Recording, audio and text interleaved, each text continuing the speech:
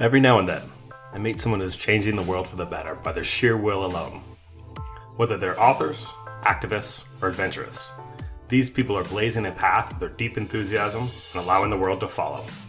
Their passion is strong, and my passion is to tell their stories. I am Brian Platt, and this is Passion Project. Hey, what's going on, guys? So this weekend I caught up with a friend. His name is Mike Flynn. He's a coastal advocate for the North Carolina Coastal Federation. We had a pretty timely conversation about issues facing the North Carolina coast, some upcoming elections. So although this is a bit of more of a local episode, Mike also chats about issues that affect all of us, including Trump opening up more permits to drill in the Atlantic and also in Alaska. So just a heads up, we recorded this outside. It was a beautiful day, but it also was Bike Week in the Outer Banks. So you'll hear some motorcycle and some car traffic in the background. Also, something happened in the first kind of minute or two of introduction. I didn't record, but you'll hear Mike going into talking about the initiatives that the North Carolina Coastal Federation has. Anyways, I hope you enjoy. The preservation and improvement of coastal water quality is the main umbrella. And all of our other goals will fall underneath protection of water quality, including the advancement of the oyster restoration efforts, oyster mariculture. We see that as a kind of a win-win-win, improving the water quality, providing habitat, and also supporting a strong coastal economy as well. Additionally, we're working on advancing construction of living shorelines, using those as more of kind of environmentally friendly technique. We're looking at kind of effective coastal management, looking at policies, regulation, and one of the other things some of our educators will work on and other coastal specialists will work on kind of reducing marine debris, both coastal level and what's coming from further offshore.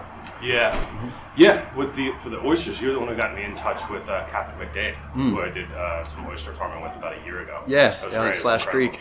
Yeah, yeah, exactly. Yeah, it was. I mean, still to this day, probably the best oysters I've ever had.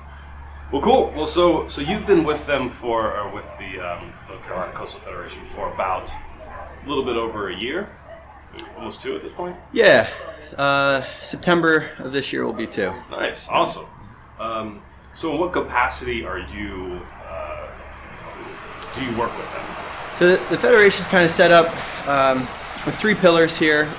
Initially, they were an advocacy organization dealing with the proposal to move forward with peat mining on the mainland here. So they kind of got concerned about the implications that peat mining would have. Peat mining. Off the coast, yeah.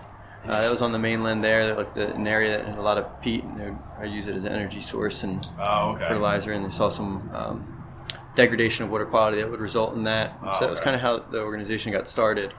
So advocacy had really been kind of the introduction to the federation, but we also work on education, just general education from young students to the general public, and then restoration. So restoration, education, and advocacy are the 3 main pillars of the federation, and I serve as the coastal advocate. So just trying, when there's issues that would address or either threaten or degrade coastal water quality, is providing that information out to the public and seeing how they can get engaged and take action. Yeah, man. That would be my primary responsibility. This, the Outer Banks in particular, which is where we are right now, but North Carolina is, and they should be, very protective of their coast. It's anywhere from, here to Raleigh. Mm-hmm. People are seem very aware of what's happening. But even on top of that, there's still, like you were talking before this, there's things change so rapidly, especially with this new administration. So there's always like a new fire to put out or something new to, new initiative to work with. Mm-hmm. What kind of stuff are you personally doing right now? Yeah, we try to be proactive as possible, and that's where the kind of the education role comes in, is stressing the importance of preservation of our coastal water quality and natural habitats. But in my role as an advocate, I'm very responsive as well. And so one of the things that had kind of come to the forefront was that the Trump administration had issued an executive order in 2017 to supersede the existing 5-year program that the Bureau of Ocean Energy Management develops to offer oil and gas lease sales in our federal waters. So he's kind of resetting it. Resetting the clock there, yeah. We're currently working under the 2017 to 2022 program. And when that executive order came out, we wanted to develop a program that would operate under years 2019 to 2024. And he's, in addition to resetting, he's like greatly expanded. Very much so, yeah. So currently we're seeing lease sales being offered in the central and western part of the Gulf, and there's one scheduled for Cook Inlet in Alaska. When the draft proposed program came out in January 2018, it offered more than 90% of our national waters to oil and gas lease sales. And they're divided in planning areas, and so we had seen the North, Mid, South Atlantic, the Straits of Florida, all of the Gulf except for the Eastern Gulf, which is in a moratorium until 2022, the entire West Coast, and then all of Alaska as well. And we had gone from 11 lease sales under the current program, 10 of those being in the Gulf, 1 being in Cook Inlet in Alaska. So I think about 47 lease sales would be proposed under that draft proposed program. And to be clear, you guys were advocating against the 11. The 11 was? Primarily for the Coastal Federation, we respond to mostly state level yeah. issues. So we would hope to see responsible policies and practices in the Gulf to prevent future catastrophic spill that occurred in the Deepwater Horizon spill. But primarily what was of concern was that the Atlantic Outer Continental Shelf was being included in this plan. And so we saw that as a direct threat to improving and preserving coastal water qualities in North Carolina waters. Is it being included in this newer one? Currently, yes. Yeah. So that draft proposed program was released in January of 2018, and that initiated a 60-day public comment period, which closed in March. Thereafter, the Bureau of Ocean Energy Management is going to review all of those comments and then develop a proposed program. Once that is released, that will initiate a 90-day comment period. And again, the agency would go through and review all of those comments that would be provided thereafter, and then they would develop a final program. Once that is released, that initiates a 60-day comment period, but only the President and Congress have the opportunity to comment thereafter. And then once that 60-day comment period closes, it would be published in the Federal Register and become law. Okay, so there's still time to... Yes, and so right now, currently this is a very timely issue. We had been anticipating the release of the proposed program sometime January of 2019, and so we're 4 months now of waiting. We keep telling everybody to say, hey, we think it's going to happen now. We think it's going to happen now. It's getting a little chicken little at this point. Yeah. There had been a few things that had come about. Secretary Zinke resigned in December. The Deputy Secretary, David Bernhardt, became the acting secretary for a period of time. He went through confirmation hearings and was confirmed just 2 weeks ago. And so he is now the Secretary of Interior. And then just on Thursday afternoon, there was an interview with Secretary Bernhardt in the Wall Street Journal, and he said that the proposed program was going to be postponed. The release of the proposed program was going to be postponed indefinitely because in March there was a decision from a federal judge in Alaska to uphold a drilling ban. I saw that, yeah. For all the waters in the Arctic off of Alaska, and then specific canyons in primarily the North Atlantic, but also some sections in the Mid-Atlantic would come as far south as the Norfolk Canyon.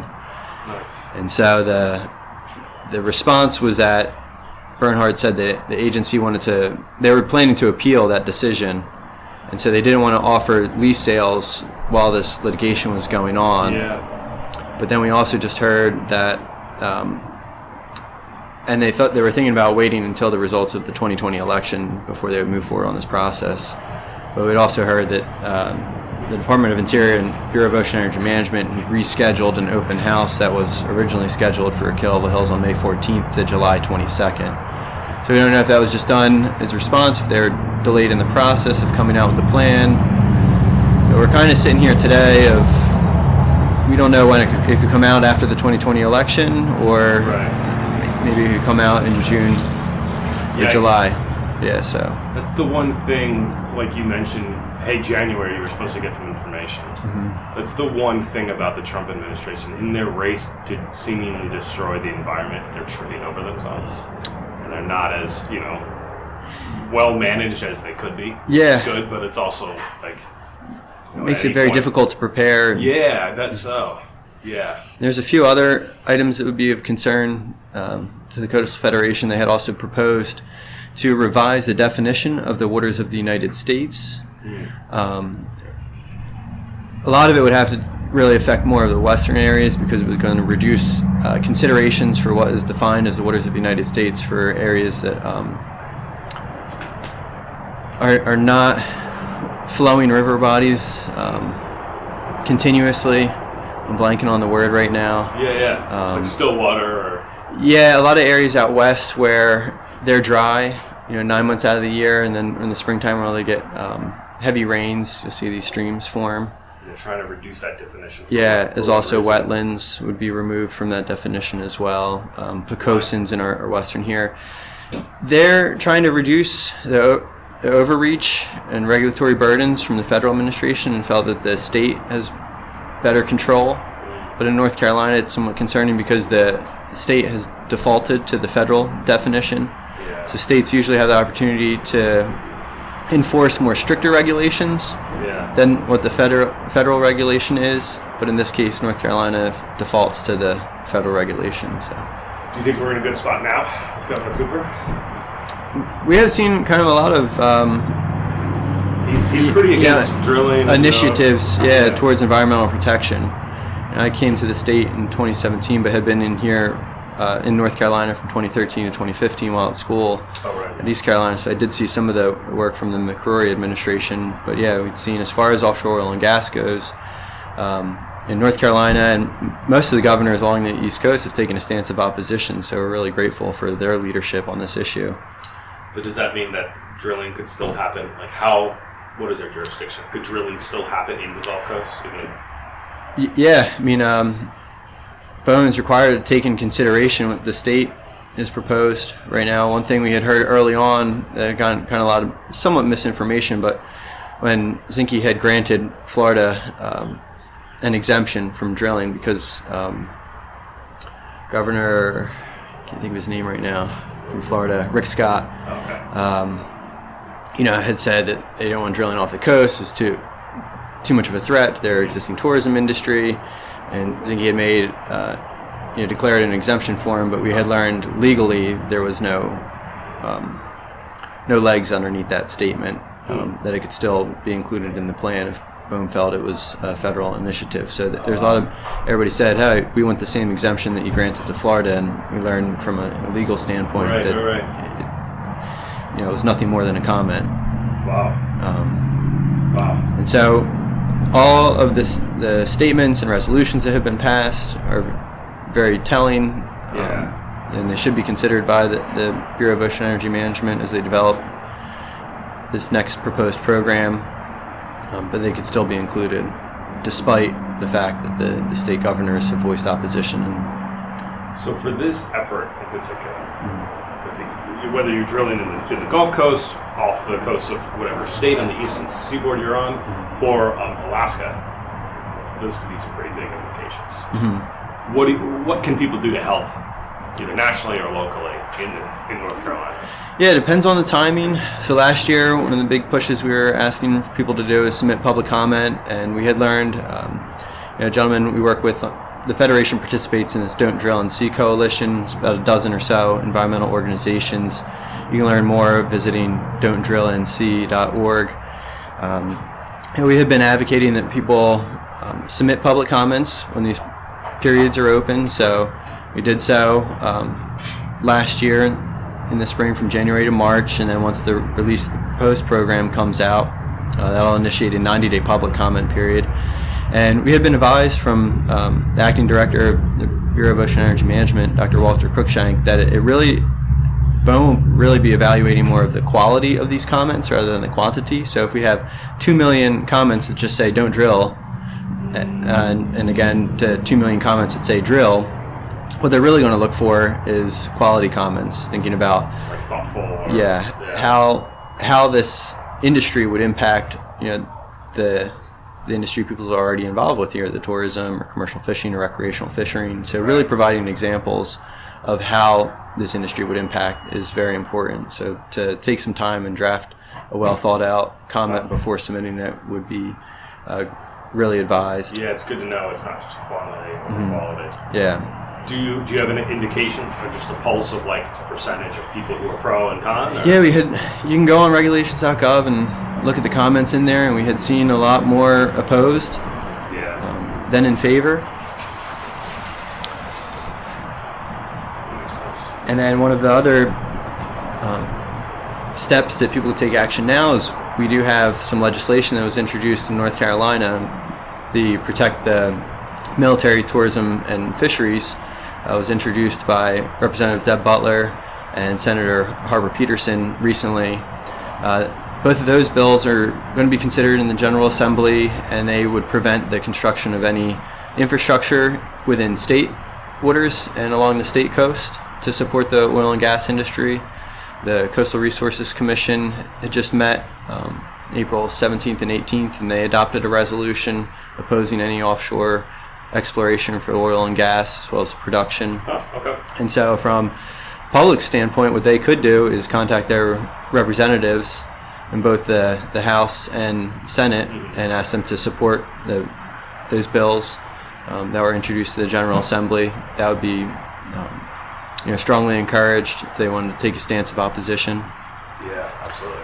And then at the federal level, we're in somewhat of a unique position here along the Outer Banks, is that Congressman Walter Jones passed away this year, and he had been an advocate opposing offshore oil and gas industry, and he passed away, and now there's going to be a special election. Actually, it will be held on April 30th. So there are a lot of candidates, just two that I'm aware of that have taken public stances of opposition. It would be Richard Bew and Dana Outlaw. Richard Bew is a retired Marine, and Dana Outlaw is the current mayor of New Bern. And looking at over all of their candidate campaign pages, they were the only two who I had seen actually post anything about opposing offshore oil and gas. So awesome. You have the ability, to vote someone who would oppose offshore oil and gas exploration and development. And those would be the two candidates. Nice. We had seen, actually taking a similar stance. And we also have some federal legislation that was introduced. Representative Donald McEachin in Virginia had introduced the Defend Our Coast Act. He also introduced it last year, and that would remove the Mid-Atlantic from future considerations in any offshore oil and gas leasing programs. The whole Mid-Atlantic. So the whole Mid-Atlantic, yep. Yeah, and Walter Jones had been a co-sponsor of that bill. And we've seen some other similar legislation. Frank Pallone, representative from New Jersey, had introduced the Coast Anti-Drilling Act, and that sought to remove all of the Atlantic planning areas for future consideration. And then Representative Joe Cunningham from South Carolina introduced the Coast and Marine Economies Protection Act. He had introduced another bill previously, the Coastal Economies Protection Act, and that just sought to remove the planning areas for the next 10 years, and then he actually introduced the bill that would do it in perpetuity here. So that would really, I learned in the Outer Banks, they had been going through this song and dance since the 80s of if it's included, it's deemed too environmentally sensitive, is removed.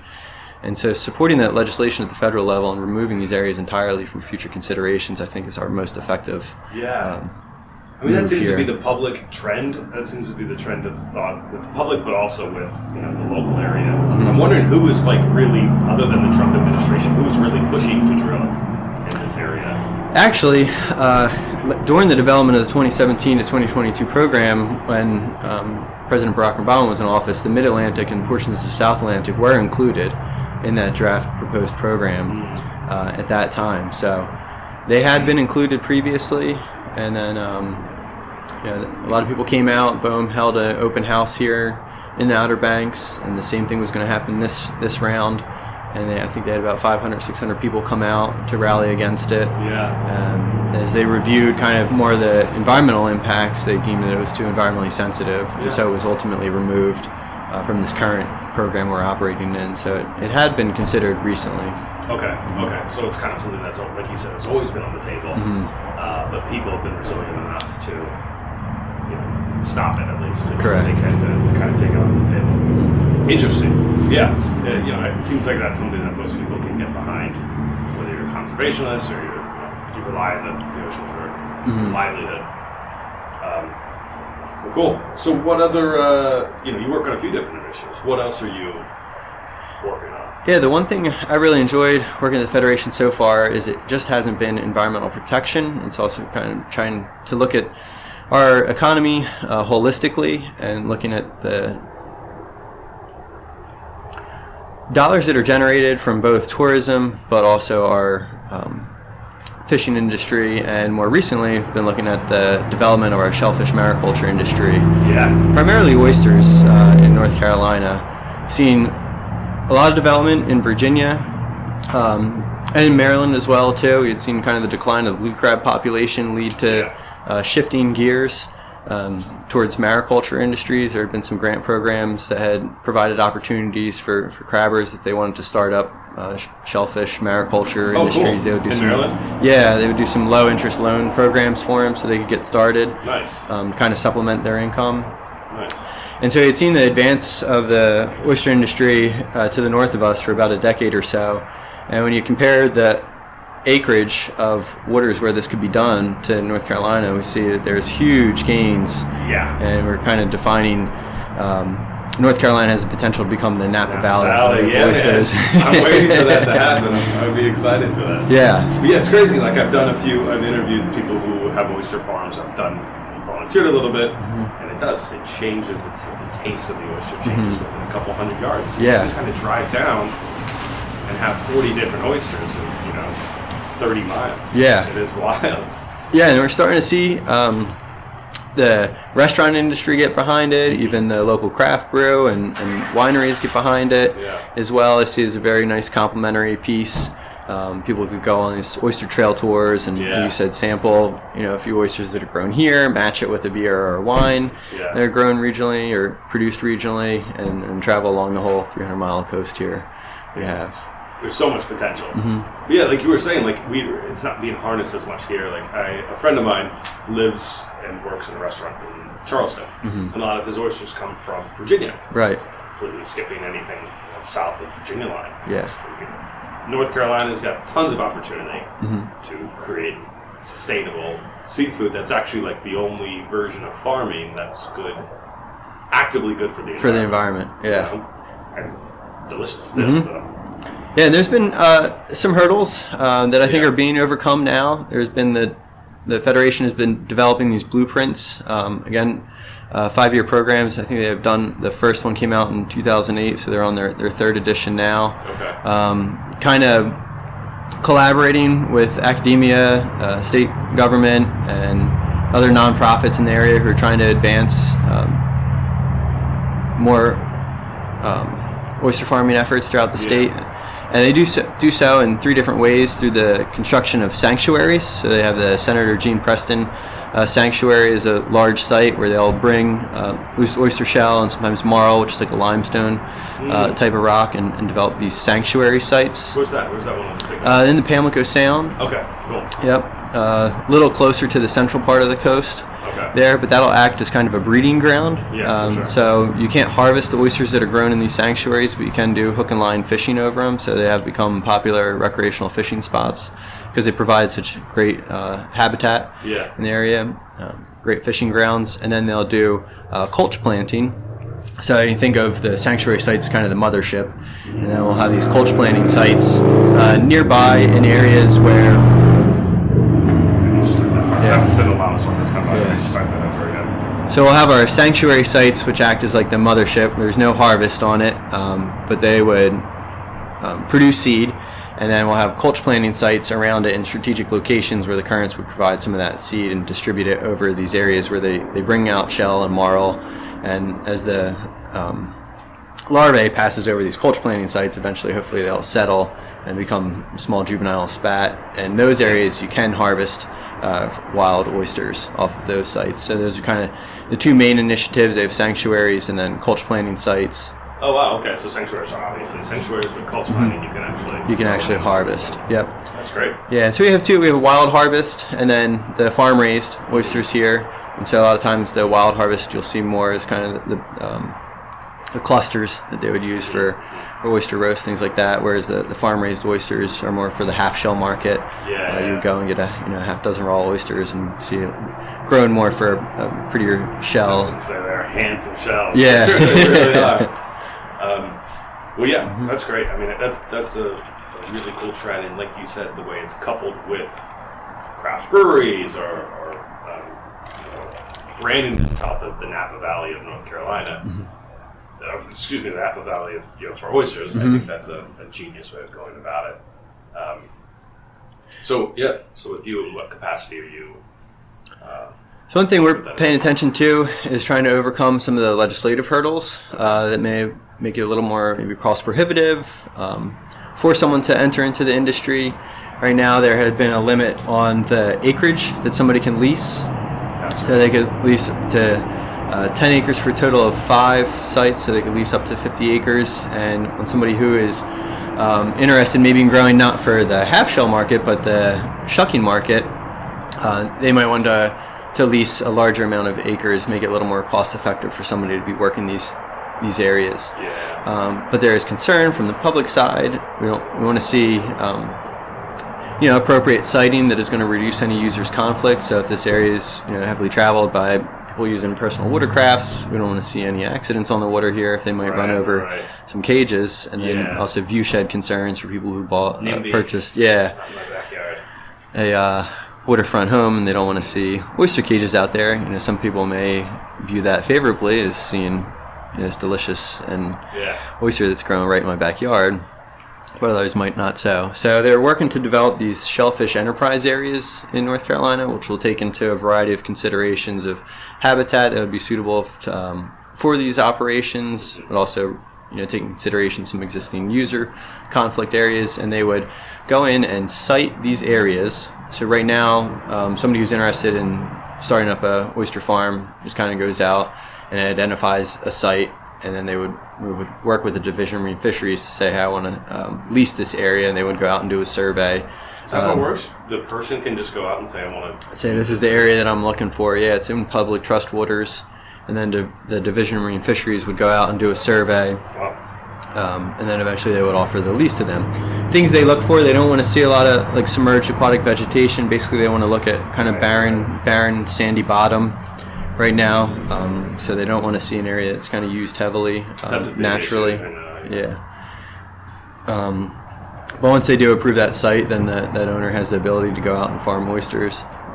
And so moving forward with the shellfish enterprise areas would kind of help to scope things out initially and potentially avoid conflict in the beginning here. And so there's a bill being introduced by Representative Pat McElrath from Craven County, and I think we're going to see that get approved this year in the General Assembly. Last year, Senator Bill Cook had introduced another bill, but there are some concerns about the lease acre size and the state requirement. So somebody from out of state could have potentially leased areas in state public trust waters. Gotcha. So that was something of concern. They didn't want to see a larger seafood industry from elsewhere come in and profit from state property.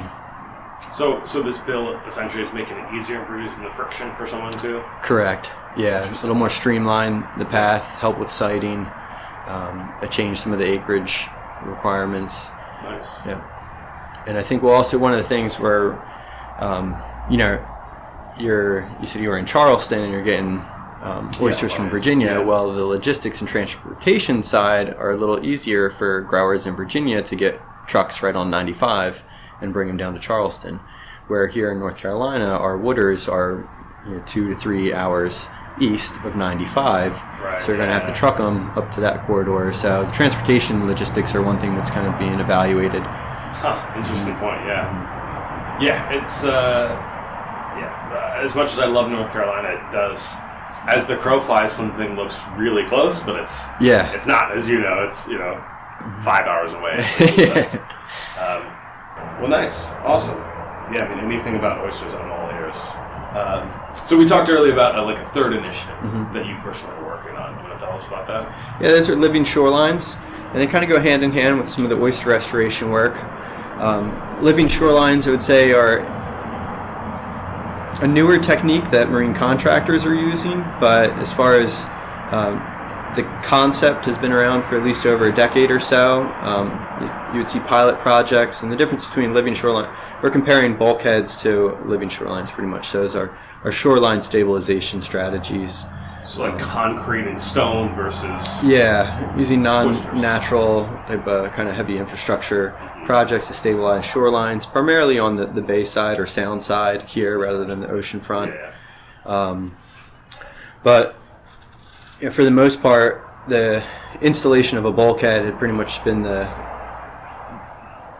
main mechanism for stabilizing the shoreline on the sound side here. And we're finding that bulkheads are somewhat damaging to the estuarine environment because we'll see the wave energy reflect off the bulkhead downward and start to scour it out. It'll remove some of the submerged aquatic vegetation that may have been there, providing habitat for juvenile species. And also their resistance to storms over time. We're seeing the wave energy just pound and pound and pound. It's like, how long can you really stand up to that? You know, if you're somebody trying to hold back the floodgates, you can only do that for so long, and eventually they would fail. The other kind of somewhat damaging consequence of constructing a bulkhead is really your neighbor. If you construct a bulkhead, it kind of forces your neighbor to do so as well, because you'll see the rate of erosion increase around the sides of a bulkhead. So really just kind of exacerbates the use. Talk about like looking like being an eyesore. Those bulkheads, at least the old school ones, totally are. Yeah. So instead, you guys are actually using. So people, a lot of work. Academia has evaluated different designs, and they found that you can dissipate the wave energy if you construct something like they call it as a marsh sill or marsh toe revetment, where the wave will actually dissipate the wave energy and break before it expends all of its energy onto the shoreline. And they use different designs. Some do use rock or wooden sills, or in this case, bagged oyster shells. In our areas where we do see higher oyster larvae populations, eventually that wild larvae will settle on these bagged oyster shells and form an oyster reef. And that had traditionally been kind of our first line of defense, had been these oyster reefs along estuarine shorelines here, provide a lot of productive habitat. Would dissipate the wave energy, and then you would see natural marsh grasses behind those. And again, also the marsh grass can dissipate and dampen the wave energy too before it makes its way up to the property. So it's kind of two lines of defense. So one defending, the oyster defending the marsh, and the marsh in turn defending the coast itself. Correct. Yeah, and during storm events, you'll see the water levels rise, and storm surge makes its way onto coastal property, but the energy is really well dissipated. And the only thing you may have to do after a storm event is maybe replant some marsh grass, whereas with Bike Week, baby. It is Bike Week, yeah. That's Bike Week in North Carolina. Yeah. On the Outer Banks. But whereas following storm events where the bulkhead is damaged, then your protection is entirely reduced until you get it repaired.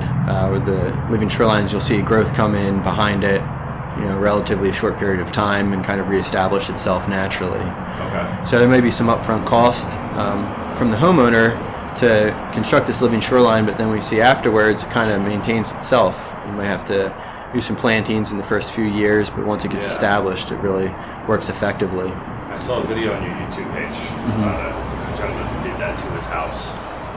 It started with his project, and then 3 other houses started doing it as well. And he mentioned, after Florence, it actually held up, which is the ultimate goal. Yeah, there had been, I think, starting in Irene. I gave you the name of the research. Dr. Rachel Gitman had done some work and evaluating the difference in performance between bulkheads and living shorelines, and she saw that the living shorelines worked more effectively, and the homeowners didn't have to come in and do these costly repairs afterwards. Wow. One of the hurdles, for this past decade or so, were even though research projects were identifying that living shorelines were a more effective way to reduce coastal erosion, can actually spur and advance accretion of sediment over time as kind of the sediment falls out of the wave when it breaks over these living shorelines, and create more marsh and advance the marsh over time.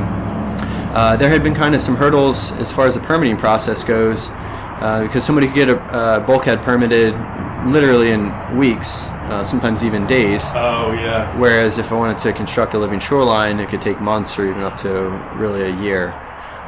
So one of the big pieces of news that just came out of the Coastal Resources Commission meeting was that they finally adopted a general permit for the construction of marsh sills in North Carolina, which will expedite the permitting time that a homeowner would have to go through. Nice.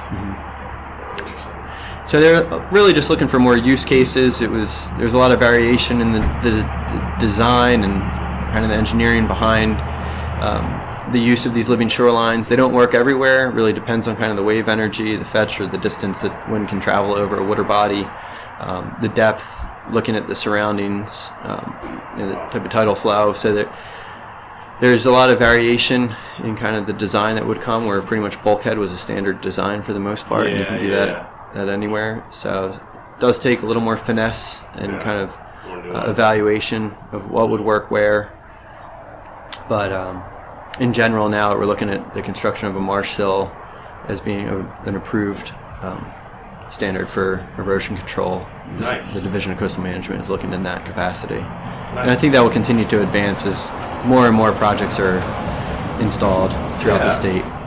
Absolutely. And hopefully the bureaucratic red tape will kind of look at this as more of an effective and adopted measure. So for an example like that, actual property owners reach out to you, or do you?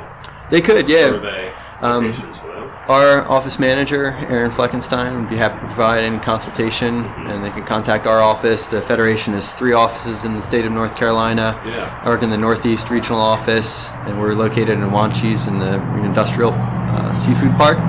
Our headquarters and central office are located in Newport, which is just outside of the Morehead City, Beaufort area. And then our southeast office is located in Wrightsville Beach, right around the loop. Yeah, I live right by there, so. Cool. Stop in anytime. Yeah, I did. They do like a lot of, I'm sure you guys do too, a lot of volunteer opportunities. So once summer gets kicked off, there are a lot more things to do. Yeah, right now, kind of all 3 offices are starting to roll with more volunteer projects, litter cleanups, or marsh grass plantings, construction of living shorelines. Nice. All start to take place now through the fall. Nice. Well, awesome, man. I appreciate it. This is great. I learned a whole lot.